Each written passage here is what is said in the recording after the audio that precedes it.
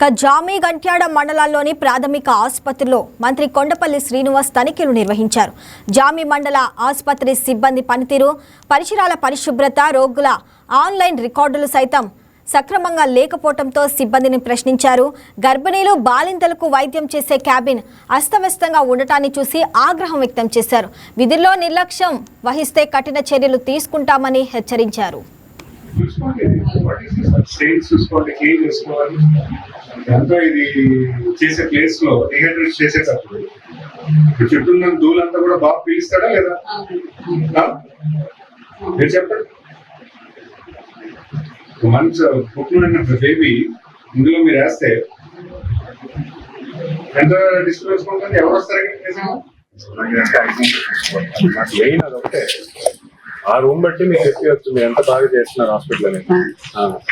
యాక్చువల్గా ఎన్ని స్నేక్స్ అయ్యారు అన్ని క్లోజ్ చేయించానండి నేను ఇవన్నీ కూడా. ప్రెగ్నెన్సీ రూమ్ ఎమర్జెన్సీలో వస్తుంది మీకు చెప్పరాదు.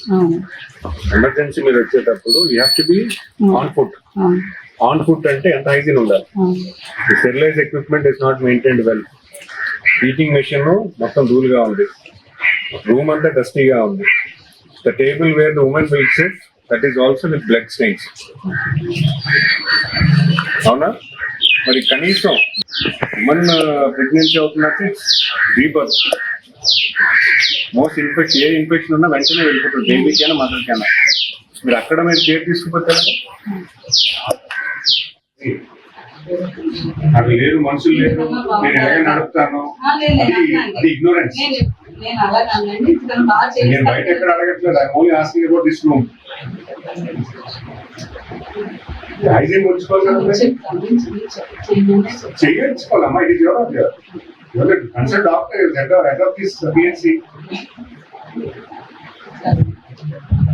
చూసుకోండి, స్టేజ్ చూసుకోండి, క్లీన్ చేసుకోవాలి. ఎంతో ఇది చేసే ప్లేస్ లో డిహైడ్రేట్ చేసేటప్పుడు